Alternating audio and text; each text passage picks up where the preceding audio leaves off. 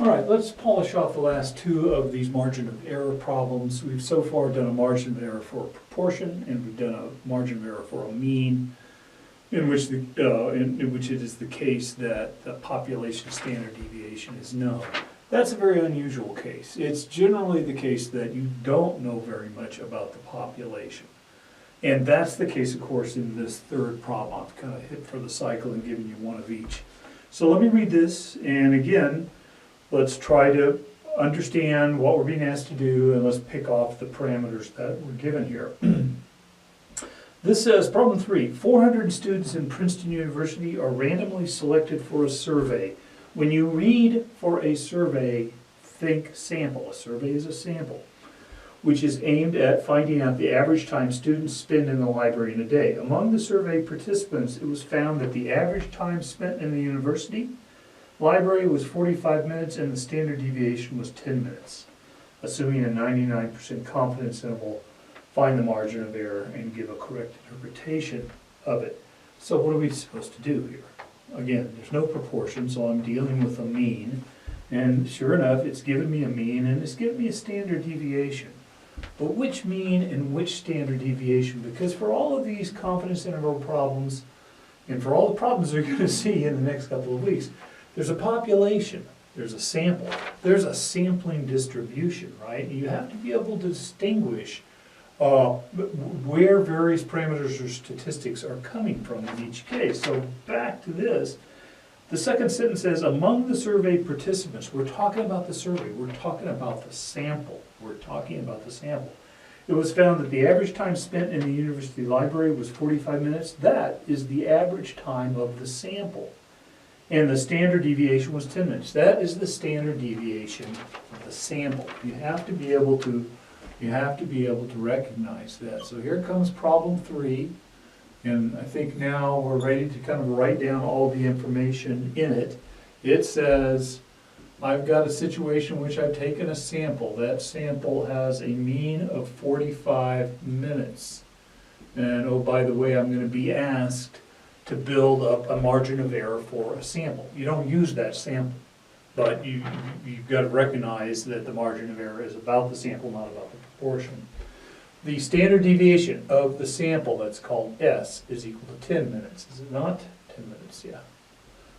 And they want us to build a standard, a maximum error for 99% confidence.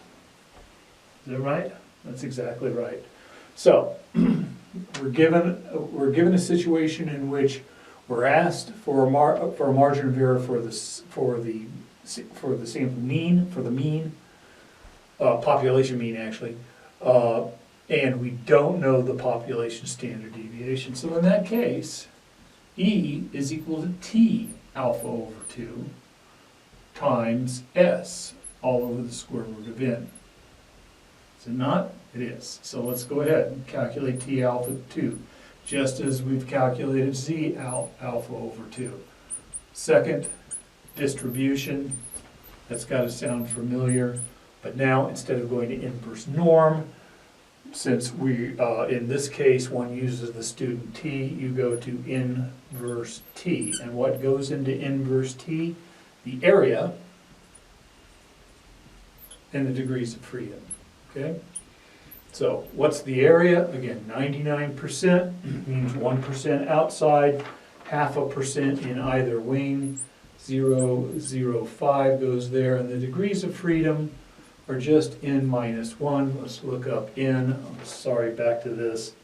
I failed to write down that n was equal to 400. Yeah, back to the top. 400 students are randomly selected for the survey. That's the number of trials. That's the sample size, and n minus 1 then is 399. So over to the calculator. Turned on, going to distribution, moving down to inverse T. There is 0.005. The degrees of freedom are 399. I'm asking it to paste, and I'm asking it to calculate. I'm asking nice, and it says 25882. 2.5882. Let me look at that again. And that is indeed the case. So now let me just load everything into this formula. I'll put it down here. Is equal to 2.5882 times S. What's S? 10 minutes. I'll let you remember the units here. Square root of n is 400. Okay, so you can almost do that in your head. Square root of 400 is 20. 10 over 20 is 1/2. Half of that is right here, 1.294. Okay, good enough. Let's move on to problem 4.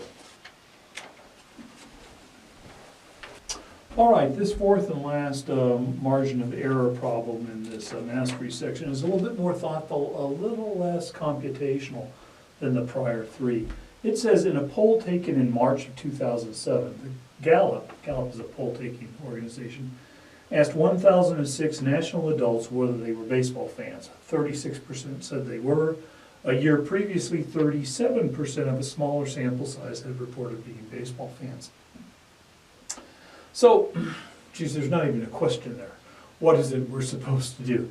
Let's just go down and read a little bit more.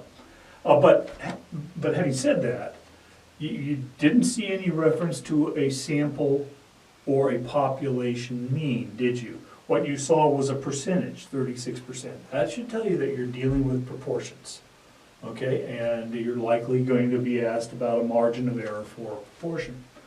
And in fact, A says, find the margin of error for the 2007 poll if we want 90% confidence in our estimate. So, let's come up here and say, here comes problem 4 coming at you like a Gatling gun.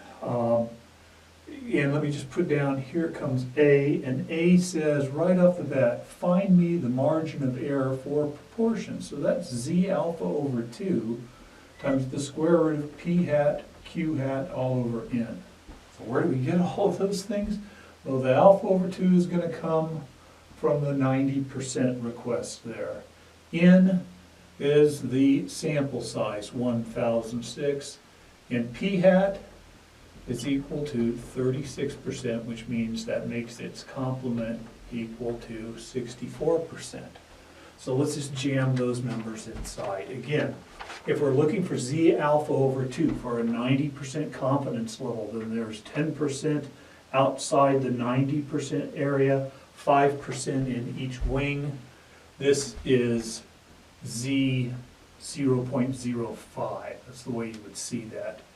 So we have to go calculate that. What is 0 of 0.05? Well, to find it, you have to go to second, distribution, inverse norm, and you have to install 0.05, 0, and 1. So let me do that. This class is all over when I run out of batteries here. This is down to inverse norm. This is 0.05, 01, paste, and the calculation says 1.6448. So let's just jam all of that up into here. E then is equal to 1.6448 times the square root of 0.36 times 0.64 divided by 1,006. And if you do that calculation, and I've done it already, it's 0.0249. Let's just call that 2.5%. Okay? Let's go to B. B says, explain what the margin of error means. Well, in this case, what the margin of error means in E is the maximum difference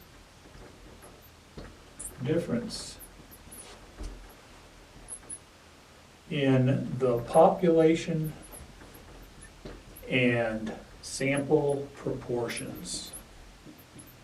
With a little caveat, I misspelled that, didn't I? population and sample proportions. And I'm gonna, so that little caveat here, parenthetical statement is 90% of the time. I know what am I saying there? This is statistics, we're taking sample. 10% of the time you'll get a crazy sample and that won't be the case. 90% of the times when you take a sample, grab any sample in the proportion sampling distribution, the sample proportion sampling distribution, take any one, 90% of those, it'll be the case that this error that you measure is greater than the error between the sample proportion and the true proportion of the population. Right? You don't know what the true proportion is, but you've taken a sample and you know that you're within plus or minus 2.5% of it. Let's go to C. C says if we wanted 99% confident, would the margin of error be larger or smaller? You've got to give yourself more room. If you want more confidence, you've got to give yourself more leeway. So it would be larger. D says find that margin of error. So calculations are the same, except for now instead of Z of 0.005 at 99, there's 1% on either side. There's 1% total. There's 0.5% on either side. We've got to find this. This is inverse norm 0.00501. I will calculate that for you real quick.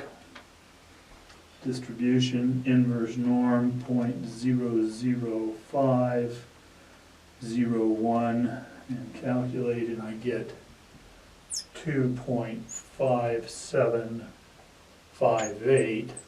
That's bigger than this number. And so the E in this case is going to be bigger than this number, and it's 0.0396. 0.0396. I'm just going to call that about 4%.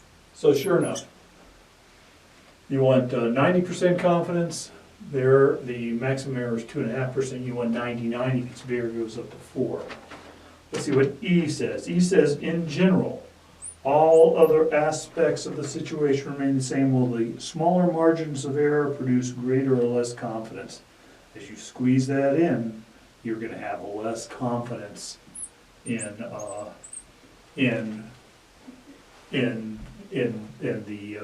margin of error properly bounding the difference between the population and the sample proportion. And then here's the key question, the most thoughtful. Do you think that there's been a change in 2006 to 2007 in the real proportion? Remember, 2006, 37%. 2007, 36%. There's 1% difference.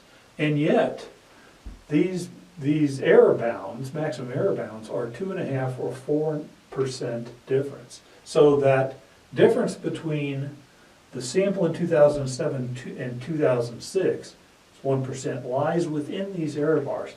There's effectively no difference. Right? Again, you've just taken a sample in 2007. You've just taken a sample in 2006.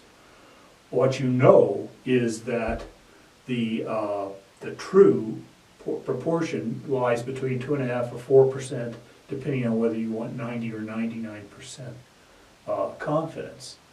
You don't know exactly where it is. You know it's somewhere in that bound. Well, so that 1% difference is effectively no difference.